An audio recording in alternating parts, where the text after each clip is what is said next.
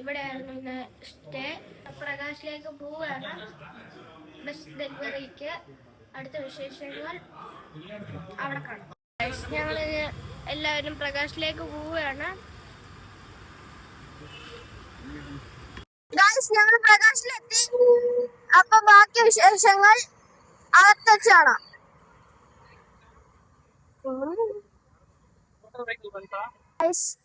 ബസിന്റെ ഡെലിവറിക്കുള്ള കാര്യങ്ങൾ ചെയ്തോണ്ടിരിക്കുവാണ്. ഇതാണ് തങ്കപ്പൻ ചേട്ടൻ. നമ്മുടെ ബോഡിയൊക്കെ കയറ്റി തന്നതാണ്. അങ്ങോട്ട് പോവാം.